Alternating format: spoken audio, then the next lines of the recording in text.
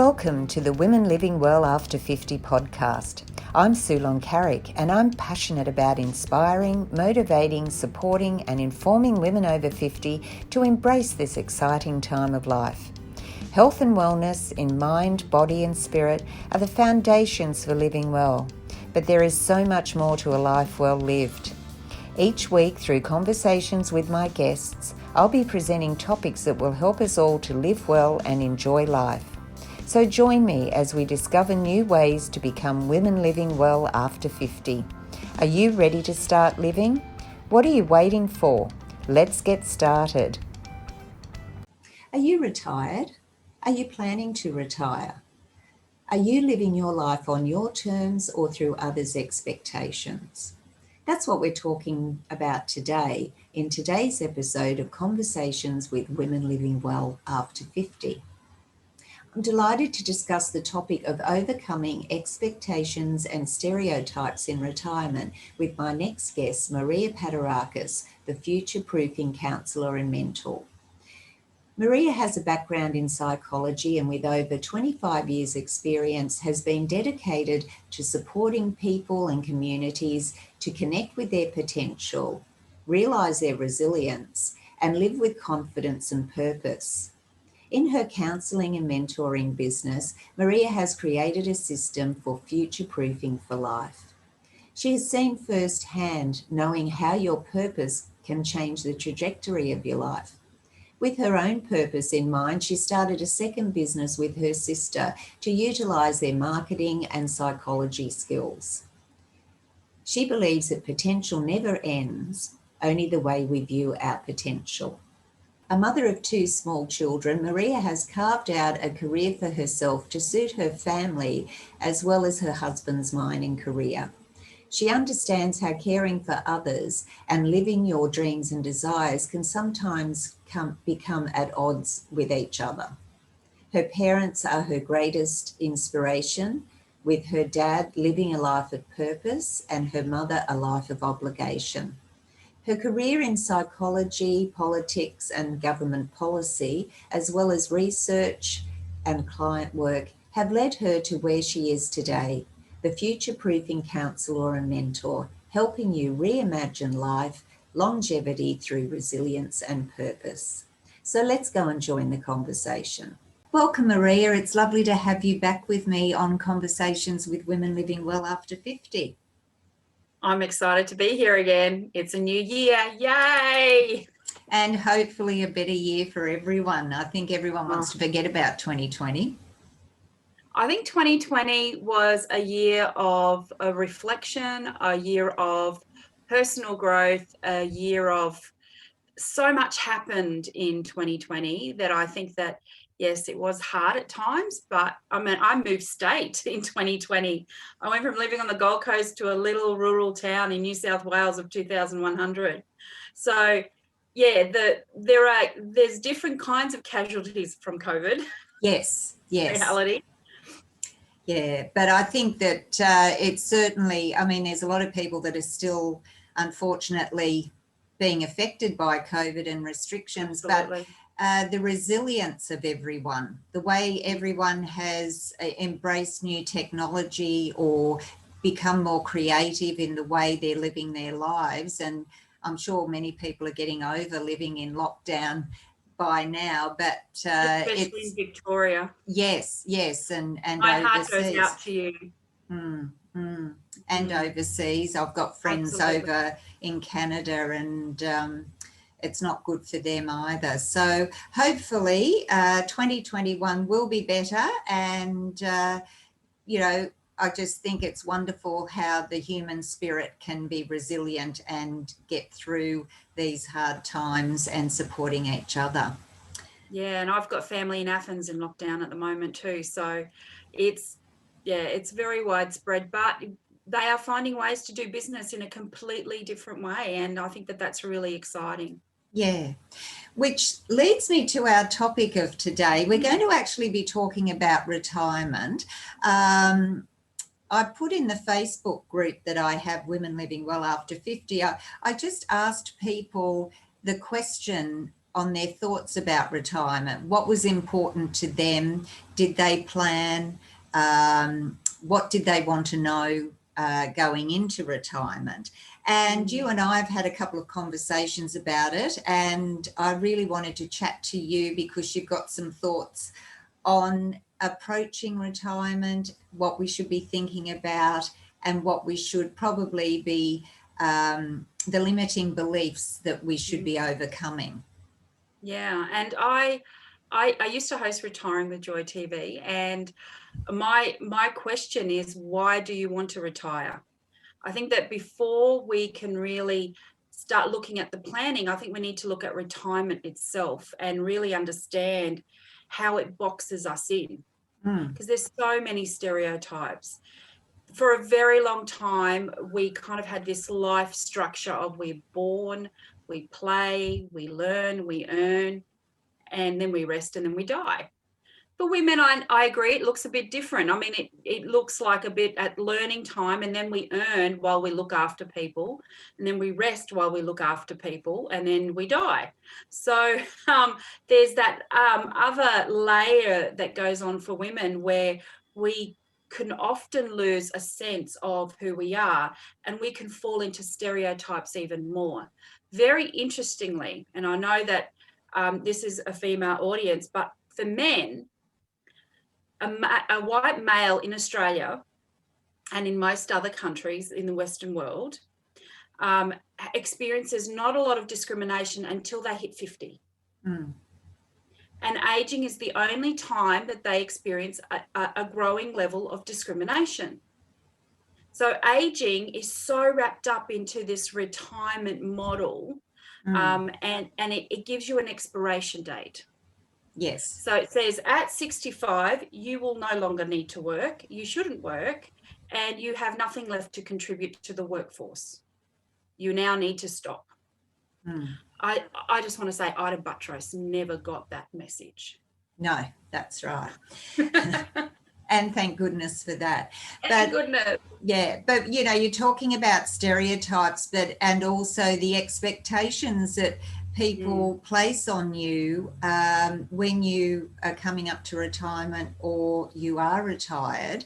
Can we talk a little bit about stereotypes and expectations? Because absolutely, you know, they're rife in society, let me tell you. You told me one yesterday when we were talking about the picture of the grandmother with her grandchildren. What was that one for you? How did that affect you seeing that? Well, you know, like I'm a grandmother, I'm 63, and I love my grandchildren, but I often see that grandparents, and in particular grandmothers, are portrayed in social media as women who are probably in their 80s. And that's nothing wrong with being in your 80s, but women, you know, that stereotype where a grandmother is old, she's just looking after her grandchildren, she can't keep up with them, she's just sitting there, and you know, that's not the typical grandmother these days. And I think that that's something that irks me a little bit because, you know, many of us are not in our 80s and we're grandmothers. Some of us are grandmothers in our 50s, and we certainly don't look like the way our, you know, previous generations did. We're a completely different demographic now, and I just sort of think that we need to just stop this aging. As you said, you know, you're stereotyping people at a certain age. A grandmother is old. That's what they're portraying, and I can tell you now, we're not. Absolutely. And I think that for me, on the other side of that is that I'm nearly 50 and I have a 5-year-old, and I see those stereotypes around 50, and I go, and you go past those villages living for over 50s, and I'm going, can I bring my 7-year-old when I get there? Yeah. I will be one of those older grandmothers. My father just turned 90 and he's got a 5-year-old. No, he's got a 2-year-old grandchild because he had children later. I've had children later. So I expect to live well into my I'm expecting to live to 100 and plus, but I won't be one of those grandmothers that is 80 and sitting around, because that's not my intention or vision for my life either. So times are changing, but when we talk about some of those stereotypes, some of them are you become the babysitter for your grandchildren, you become a grey nomad, you're knitting, the men are in the men's shed tickering away, everyone's socializing and everyone's having a blast, but they're doing it, but they're just getting a bit slower when they do it, and they're getting a bit more frail, and there's a lot of stereotypes. The one that irks me the most, though, is whilst I believe that volunteering is an important part of the mix, it should not be a stereotype. Now, if you want to volunteer away, but there are women out there and there are men out there who can't financially afford to just volunteer their time. They need to be paid. Yeah. And so that stereotype of not paying older people to do jobs that you would normally pay them for is infuriating to me. I know a lady in her 70s who went back and got her aged care certificate. She's working in an aged care facility, working and caring for people who are younger than her. She is not in a position to retire and not earn any income, but she's also not frail. So she's working. Yeah, which is wonderful. And I think that's the other thing too. We feel we get to a stage where we have to retire, but that might not suit us. And as you say, financially, it might not be viable, but also some people just love working, or they love their job, or that's what I suppose they feel their purpose is, or they identify with. And if you just stop that, not everybody wants to be a grey nomad, even though, you know, some people just love that lifestyle. But I think it comes back to the fact that these days we should be able to have choice without judgment. Absolutely. And that's the exact next point, because we shouldn't be judging the grandmother who does want to care for her grandchildren, because if that makes her heart sing and it gives her meaning for getting up in her day, and she finds so much joy in that, then that's what ideally she should be doing. Yeah, right. Exactly. Yeah. But exactly. But if someone doesn't want to be traveling because they like the comfort of their own home, but they find themselves traveling all the time as a grey nomad because that's what they're expected to do, or you leave somewhere that's a bit cold and you go somewhere that's a bit warmer because that's where you're expected to retire, but you've left all your support networks and anyone you ever cared about and gone somewhere where you don't know anyone, and suddenly you feel so lonely. Yes. You know, there are so many stereotypes about what you're expected to move into a retirement village. You know, like, why? You don't have to. If you're well and there's no issues with your health, and unless you really want that style of living. Yeah, and it comes back to choice, and that point about when I put the question in the Facebook group, you know, someone said, oh, you shouldn't be a babysitter for your grandchildren, you've got to live your life. And that's true, but as you said, some people, that is their life, and there's nothing wrong with, if they want to spend time with their grandchildren and they're happy to do it, there's nothing wrong with that. Likewise, if you don't want to, that's fine as well. I mean, Absolutely. You know, you've got to do what's right for you. And we say that all the way along, especially for women over 50, we've been there for everybody throughout our life, and we get to a point where it's our time. But because we have these stereotypes or limiting beliefs, we keep saying to ourselves, oh, well, we can't do that. We should be doing this. And I think that's a conversation that we need to have, where you don't have to say the word should. It's absolutely. Yeah. And if you're really looking forward to your retirement and you are just so excited because you're going to get to stop doing your job, there's a couple of things to consider there. Are you burnt out? And you need a rest anyway? I guarantee you, if that's what's going on, then within 6 months after you've rested, you're going to start getting itchy feet if you've got no plan, right? But also, if you're burnt out, you're probably not making the best decisions about how to spend that time, because you're in fight or flight mode. And when you're in fight or flight mode, your brain's not functioning at its best, because you're just surviving, getting through those last 5 years at work, or those last 10 years at work, or whatever. I'm going to retire at 65 or 62 or whatever it might be.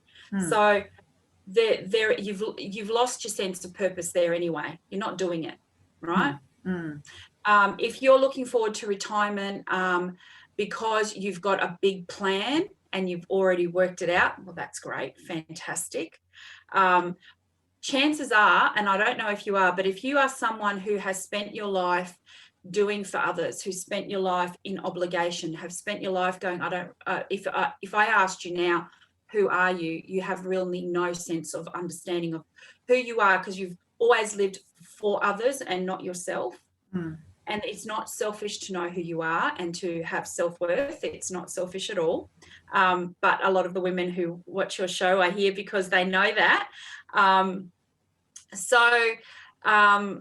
Having that sense of knowing who you are allows you to better plan.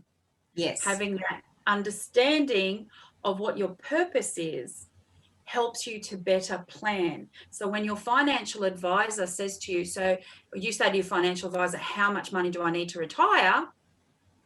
And they say to you, well, how do you want to spend your time? That you're not spending it on stereotypes, you're spending it on choices that you're making for you that are very clear.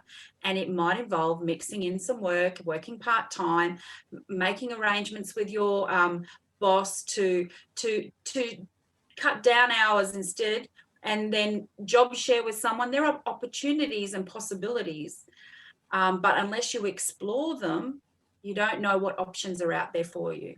And that was something about the financial side. It's a little bit like the chicken and the egg. Do you have to know how much money you need and then make the plan for your life, or do you make the plan and then work out how much money you need to be able to live how you want to?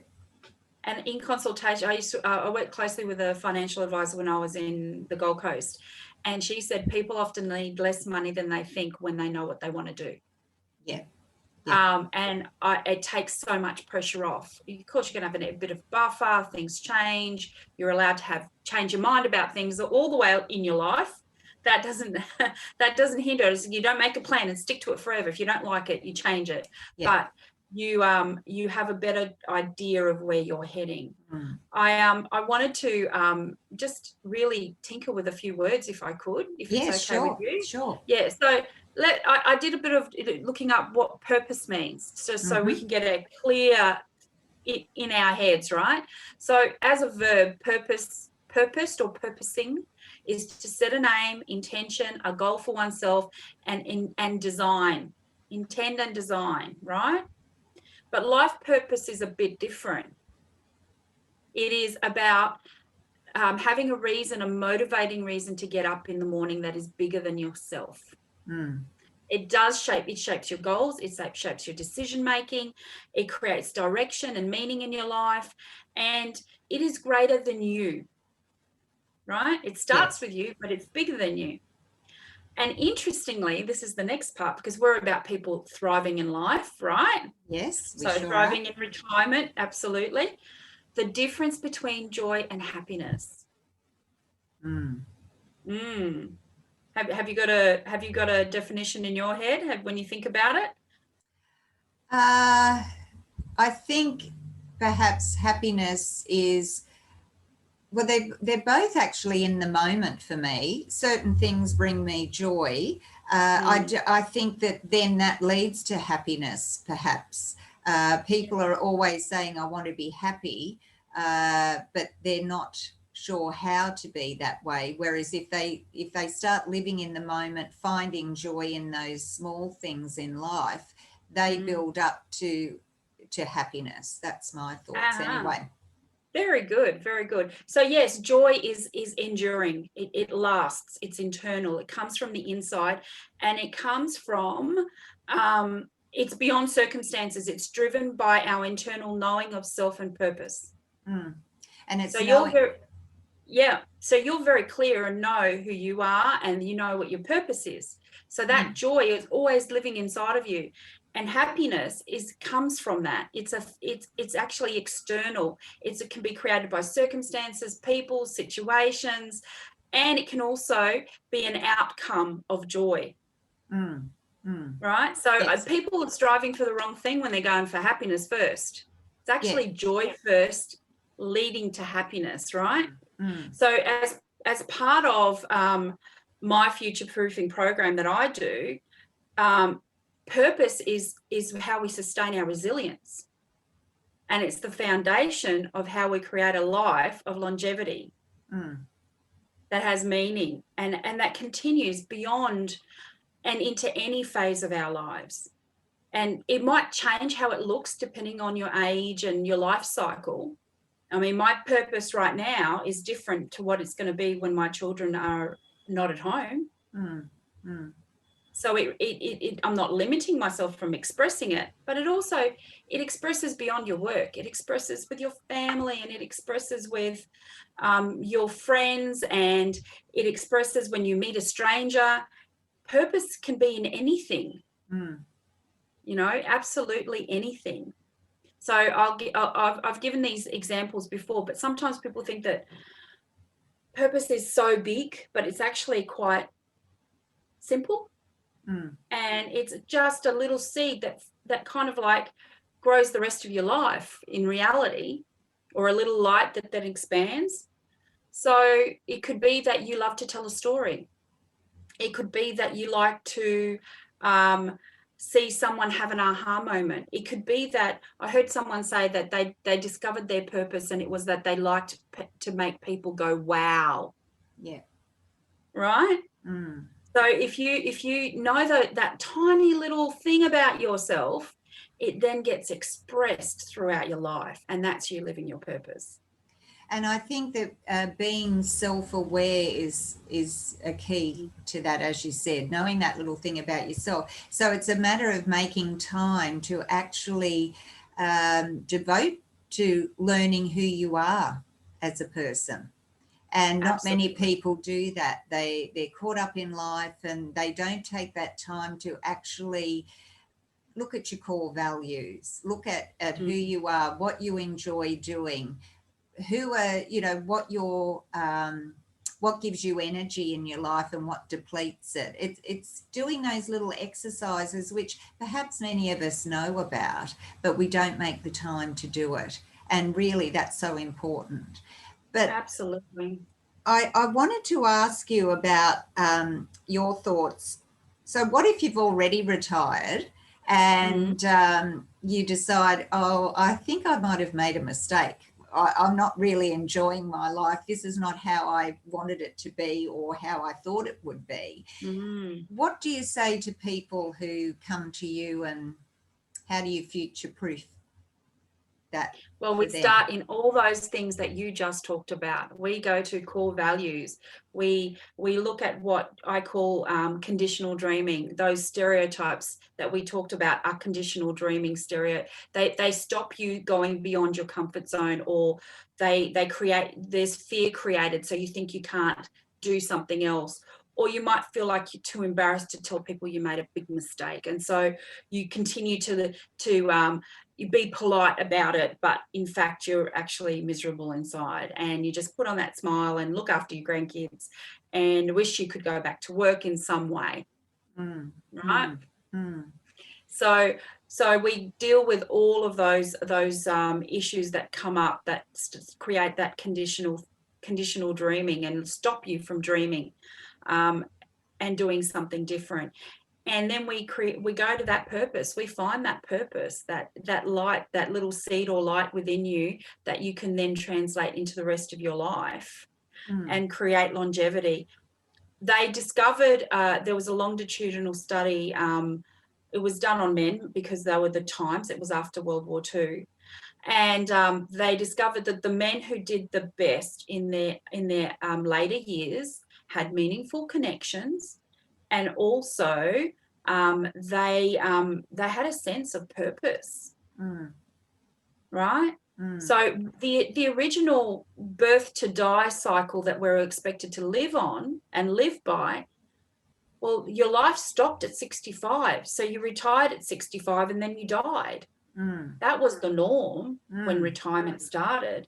Now we're living into our 80s and we're stopping work at 65. We still have another 25, sometimes even 30 years, but at least 20 years to go. Yes. And so, and not all of them are done in ill health and frailty. In fact, most of it not. Yeah. And if that is the case, it's a lot of years to be living. And so the idea of just stopping and slowing down, you know, some people just can't correlate that with the way they want to live, especially if they're in good health, they want to keep going. And there's lots of examples where people lead very active lives and fulfilled lives. And I think that's because they know what their purpose is. And it doesn't necessarily mean your purpose is to be doing for other people. I think that your purpose is what you feel is, how can I put it, what validates you as a person.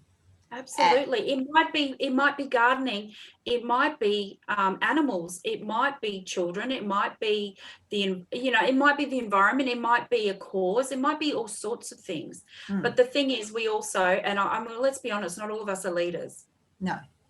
A lot of us are followers, and that's okay. If you know what your purpose is, you can take someone else. I was watching Simon Sinek talk about this the other day, and I just thought that's so perfect.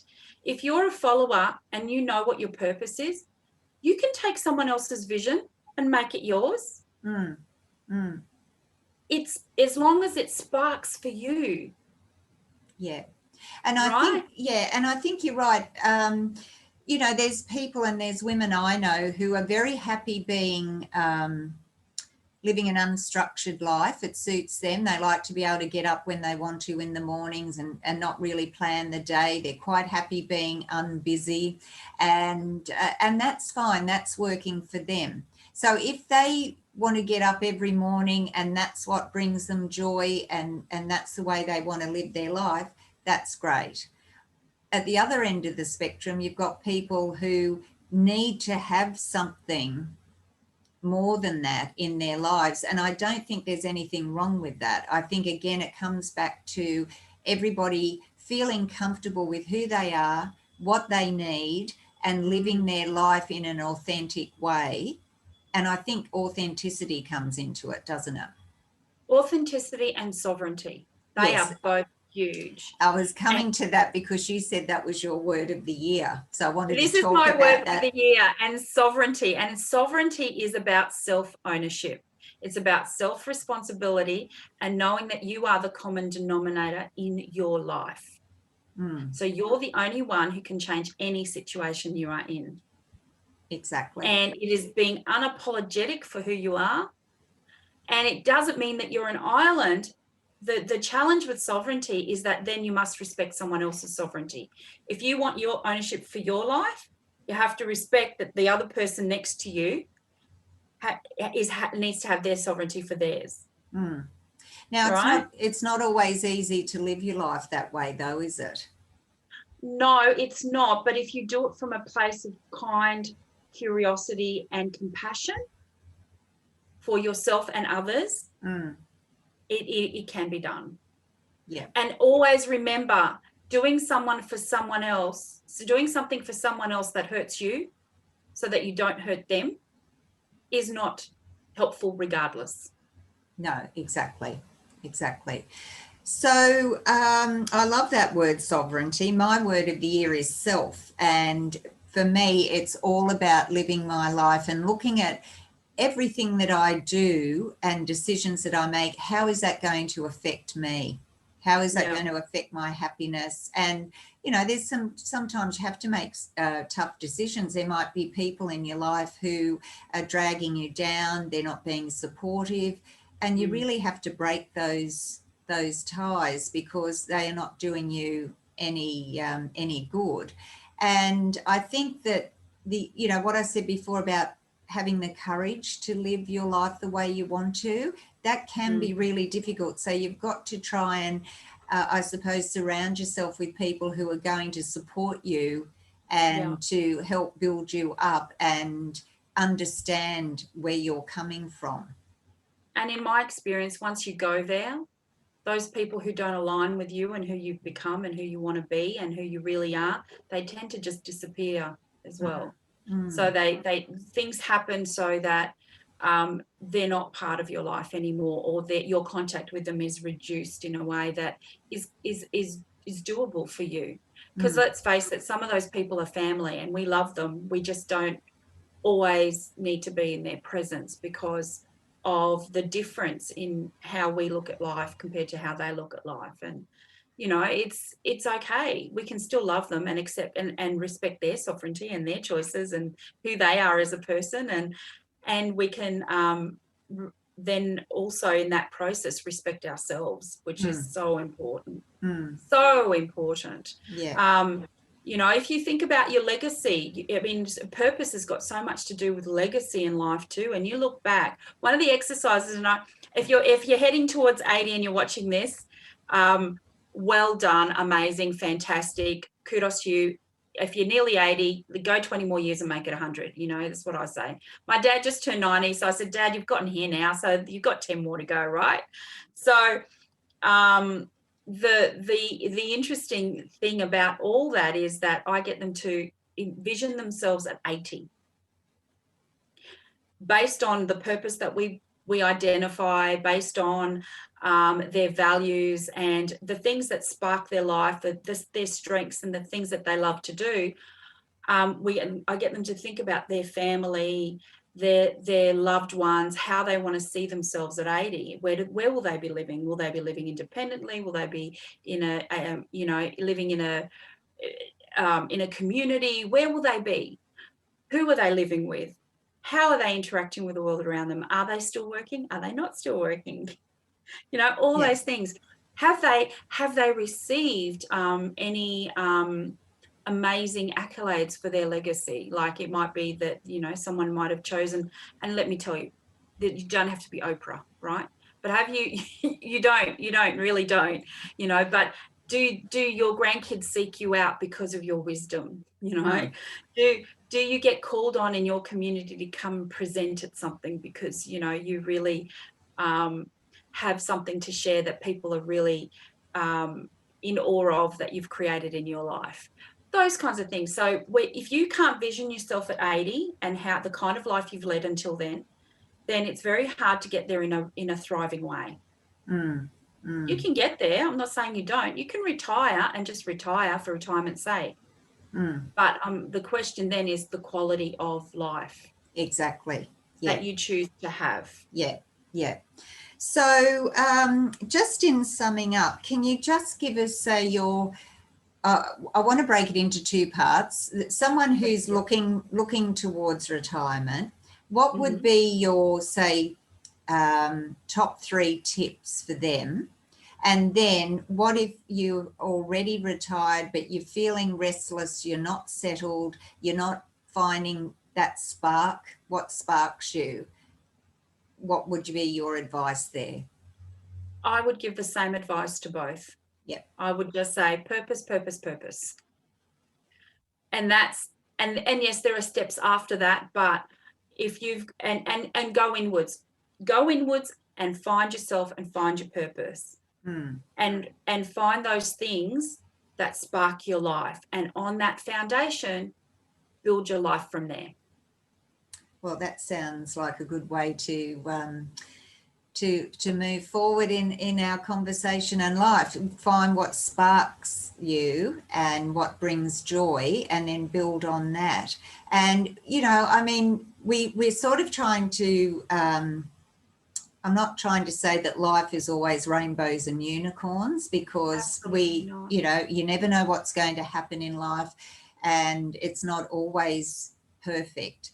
But if you do have that purpose, if you do have that contentment with your life and your whatever you're doing, I think that goes a long way for you to be able to, as you say, be resilient and to take whatever life throws at you, because you've got that core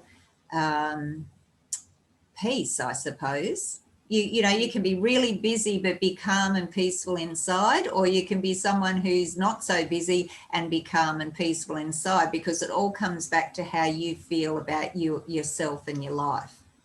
Absolutely. And in my life, and if I was to give one more example, I think I've told you about this, and I absolutely adore and love my parents and respect what they've created and achieved in their lives. But my father has very much lived from a sense of purpose. He found his purpose. He didn't know he found his purpose, but it lives in a virtuous circle for him. He does his purpose, and it links to his highest value.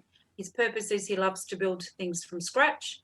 And then the highest value is his family. And so that purpose, he creates expression that supports his family, and it's a virtuous circle.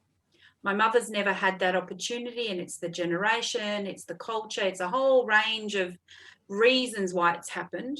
And, you know, that's her journey, and I love and respect that that's where she's at. But her life has been a life of obligation. And despite their 16-year age difference, health-wise, Dad is doing better in some aspects than Mum. Because when you are living in fight or flight and you're living from a life that you feel a victim to, that you are not in, you don't feel in control of, that you try and control in your own special ways, so you're in constant defense mode, your body suffers, you're in constant stress, and stress does not support you to do well in life. No. Wow. Well, we've really covered a lot in our episode today, and I thank you for joining me, Maria. It's been wonderful, and I know you're going to be a regular guest on the show, which is great because you've got a lot of wisdom there, and I hope that you know, the listeners have got something out of our chat today. There's so many good points that you've raised and that we've discussed. And I just think the important part is that we need to just take a step back and just give ourselves some time to get to know who we are. And whatever that picture is, or whoever that person is, be proud and take that on and live your life that way. And just before we go, I want to ask you a question that I always ask, and that is, what does being a woman living well mean to you? For me, it is doing what I've said already, which is living from a sense of purpose. And expressing that into as many aspects of your life as you can. Yeah, beautiful. Okay, well, thanks everyone for joining us. Thank you, Maria. Thank you for joining me, and we'll put all your links to for further information in the show notes so that people can contact you. And it's great to see that you've settled into a new life with new challenges, and you know, that's exciting as well. And it doesn't have to stop when we retire. We can always you know, find new challenges, new things to do to enhance our life. And I think the other thing is staying socially connected and learning from others. Yeah, always be willing to learn, always be willing to say that I don't know everything, and I'm willing to learn and expand and grow, because that's a big part of internal and finding your internal resilience. Yeah. Okay.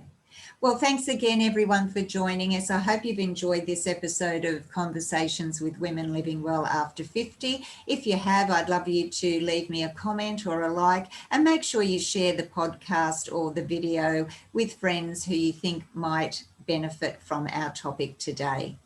In the meantime, live well, and I'll talk to you soon. Bye for now.